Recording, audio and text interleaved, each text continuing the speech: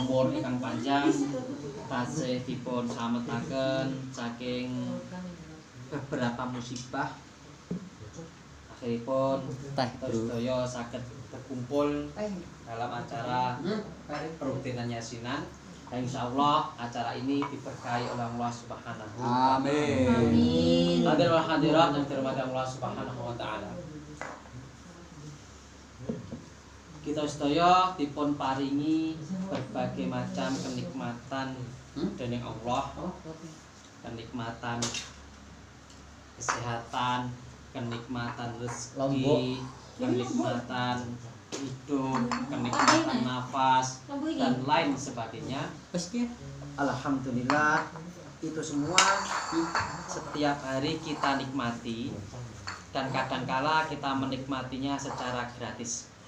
Namun hal itu bukan tanpa perhitungan, bukan tanpa pertanggungjawaban. Insya Allah nanti di hadapan Allah Subhanahu wa taala yaumul kiamah kelak itu semua akan dimintai pertanggungjawaban oleh Allah. Allah mencatat semua amal, Allah mencatat apa yang kita kerjakan dan apa yang sudah kita tinggalkan setelah kita meninggal dunia. Hal ini Allah tegaskan di surah Yasin. Inna nahnu nuhyil mauta wa naktubu ma qaddamu wa atharahum. Sesungguhnya kami Allah akan menghidupkan kembali orang yang sudah mati dan akan mencatat semua perbuatan yang telah kalian lakukan dan akan juga mencatat segala peninggalan-peninggalan kalian setelah kalian mati. Wa kulla syai'in ahsaynahu fi imamin mubin, dan segala sesuatu itu telah tercatat di Lauhul Mahfuz, di kitab yang jelas. Artinya apa yang kita tinggalkan setelah kita mati itu nanti juga akan dicatat oleh Allah.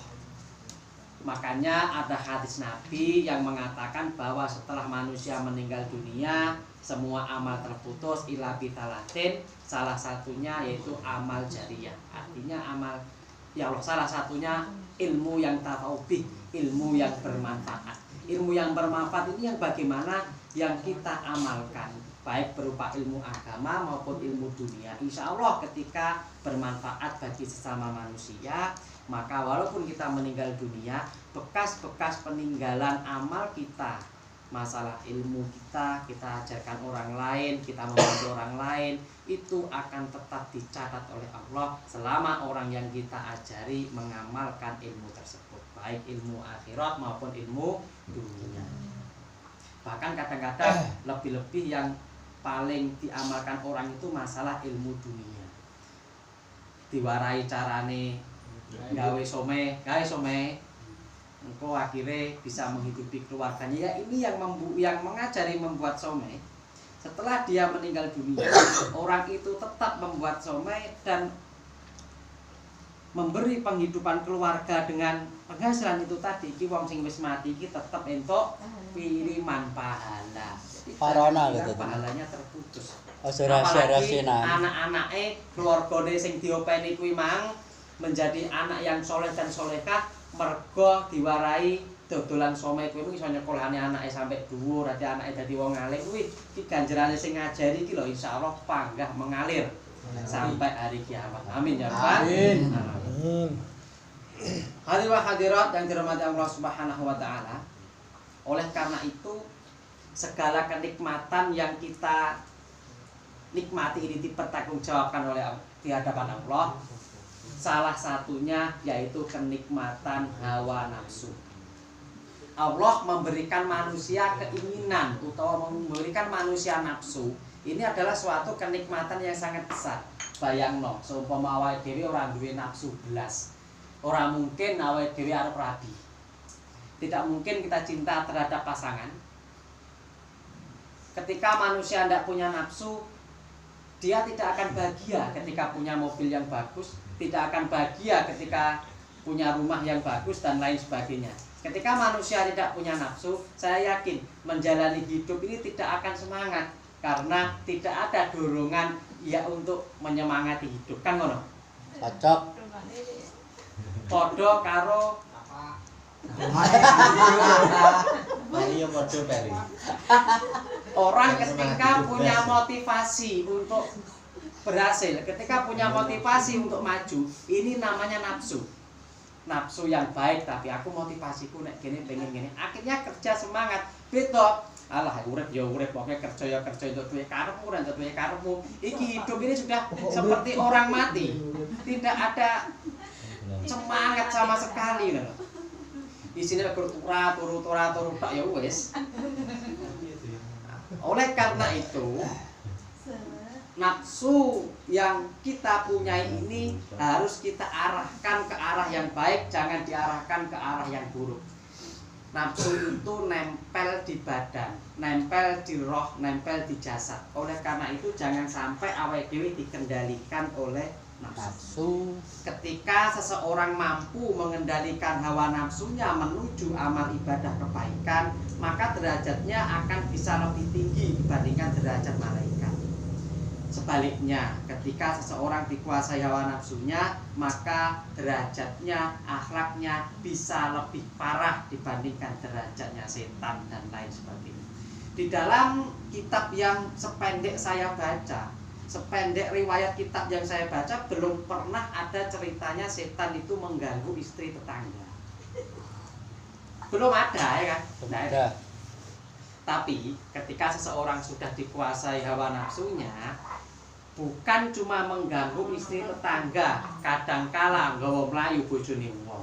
Ini kan lebih parah daripada setan. Saya berharap dan insya Allah di sini semua tidak ada orang yang membawa lari istrinya orang. Amin. Amin. Tidak ada. Buat tanggane. Oleh karena itu, maka di dalam menyikapi permasalahan nafsu ini kadang-kadang manusia terjebak namun tidak terasa. Salah satu tanda kecil ya, orang terjebak dikendalikan oleh hawa nafsu namun orang krasa, itu tanda kecilnya malas beribadah. Sampai-sampai dia meninggalkan kewajibannya kepada Allah Subhanahu wa ta'ala.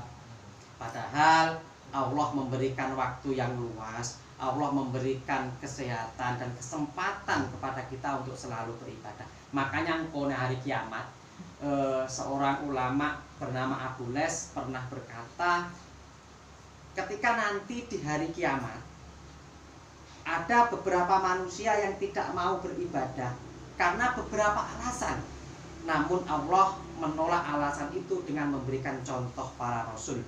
Yang pertama, wong-wong sing sugih. Mereka tidak mau beribadah, ya Allah aku tidak mau beribadah. Bukan tidak mau, tapi aku ketinggalan beribadah. Aku tidak sempat beribadah karena ngurusi harta, karena ngurusi yang lainnya, pokoknya tetek bengek. Allah gunakan hujah, gunakan contoh. Sampeyan luwih sugih ndi dibandingkan Nabi Sulaiman alaihissalam. Nabi Sulaiman ini manusia paling kaya. Tidak ada manusia lebih kaya sebelumnya dan tidak ada manusia lebih kaya setelah Nabi Sulaiman alaihissalam. Walaupun seperti itu, Nabi Sulaiman tetap rajin beribadah kepada Allah. Kira-kira sampai kalau Nabi Sulaiman ijik sugih Nabi Sulaiman. Berarti oleh karena itu kalau Nabi Sulaiman beribadah, kita juga harus beribadah. Walaupun awake dhewe duit ya kayak kan. Yang kedua, enek wong sing sibuk dengan pekerjaannya, pegawai, pekerja, wira swasta, karyawan dan lain sebagainya. Mereka dengan alasan, ya Allah saya ini tidak sempat untuk beribadah karena pekerjaan saya menuruti perintah atasan saya, akhirnya sholat ketinggalan dan lain sebagainya. Puasa pun tidak sempat karena saya kalau puasa saya tidak bisa bekerja. Allah memberikan permisalan. Sampeyan luwih sibuk endi dibandingkan Nabi Yusuf alaihissalam. Nabi Yusuf ini adalah menjadi menteri keuangan, bendahara negara dan mengurusi rakyat.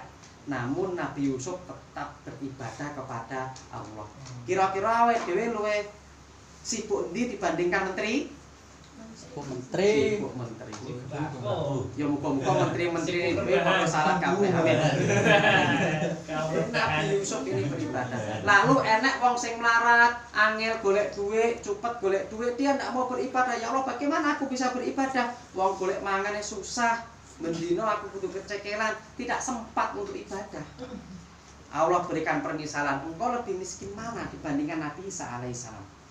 Di dalam riwayat Nabi Isa ini hartanya cuma 2 macam. Hanya baju beberapa lembar yang dia pakai bergantian setiap hari dan 1 buah sisir tinggi juga si rambutnya. Dikira-kira sampeyan nek omah klambine pira? Sak lemari. Bek, ya kan? Kadang 2 dus bek, tapi sing tinggi pangkah kuwi-kuwi ae. Mbah kuwi nek endi klambine sing gak ngerti tinggi apa. Ya wong wedok krasa ya ta? Krasa. Jadi yoyo. Sepatu ya ngono, sepatu ya akeh, sendale wong wedok kadang nek 2 jinak. Tapi sing tinggi pangkah sing kuwi jepit arep petat ya Allah. Tapi sing liyane tinggi apa? Jadi yoyo. Kenyamanan iki beda.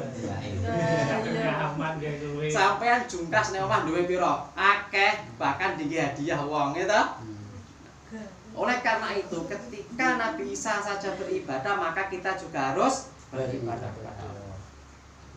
Enek wong sing lara tertimpa musibah terus pokoke uripe soro terus dia ndak mau beribadah. Ya Allah, bagaimana saya bisa beribadah sedangkan saya sakit, bangun aja tidak bisa, setiap hari terkena kesulitan mumet ngene iki kok kon ibadah wis ora sempat waktu. Wis susah mikir halangan-halangan dan musibah yang saya derita. Allah gunakan permisalan sampan lebih loro mana, lebih musibah mana dibandingkan Nabi Ayub alaihissalam.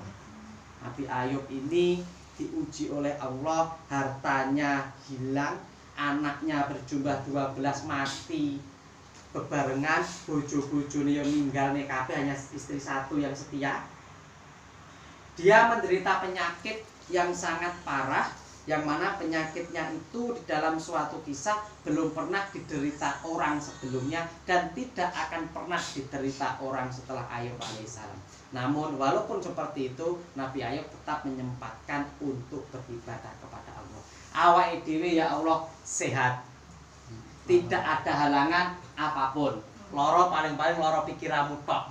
Mumet. Awake sehat, mumet paling mumet sing mbok gawe-gawe dhewe tok. Apa ora gawe mumet ya ora mumet. Ketika kita sehat namun kita tidak mau beribadah kepada Allah, ini sebenarnya kita sudah melakukan dosa besar. Kurang enak bagaimana Allah memberikan semua itu kepada kita semua. Ora bayar, gratis. Sekarang ini kita tahu ya, apa makna kesehatan yang kita punya. Ketika tiba-tiba sampean diponis corona, kira-kira berapa uang yang Anda keluarkan? Oke lah, mungkin pemerintah memberikan gratis, ya kan? Oke lah, mungkin saja pemerintah memberikan gratis. Tapi beban mental yang diderita awake dhewe dan diderita keluarga ini tidak sebanding dengan uang yang diberikan pemerintah. Percaya ngono? Lah sapa sing gelem ditakwa corona tak wae diwehi duit pemerintah 20 juta? Tidak ada yang mau. Tidak ada yang mau. 20 juta. Mikir sih. Ngono tenan kamu. Ini corona berapa mahal kesehatan. Oleh karena itu, marilah kita semua mengatur hawa nafsu. Walaupun inna nafsa la amaratun bisu, sesungguhnya nafsu itu pada dasarnya selalu menyuruh kepada kejelekan. Namun ketika kita bisa mengarahkan nafsu kepada kebaikan, maka akan memperlancar kita dalam beribadah dan mendekatkan diri kepada Allah Subhanahu wa Ta'ala. Terakhir, ada sebuah hadis dari Rasul bahwa seseorang yang selalu menuruti hawa nafsunya, maka dia akan melupakan beberapa hal, sehingga ini menjadi ciri-ciri orang yang celaka. Saya kutip dari kitab Tanbihul Ghafilin. Rasulullah SAW bersabda, alamatul syaqawah arba'ah. tanda-tanda orang yang celaka ini ada 4. Yang pertama, nisyanud dzunubil madiyah wahia indallahil muhafidhah. Melupakan dosa-dosa yang telah lalu. Padahal semua dosa itu di sisi Allah selalu dicatat dan terjaga. Kadang-kadang awake dhewe lali, awake dhewe pernah melakukan dosa, ini awake dhewe nglakoni dosa apa kadang-kadang awake dhewe lali. Ini penyakit nafsu. Ketika kita lupa dengan perbuatan dosa kita, maka kita merasa seakan-akan tidak punya dosa, akhirnya malas untuk berbuat baik. Yang kedua, tanda-tanda celaka, zikrul hasanati al-madiyah fala adri akbalat amrudat.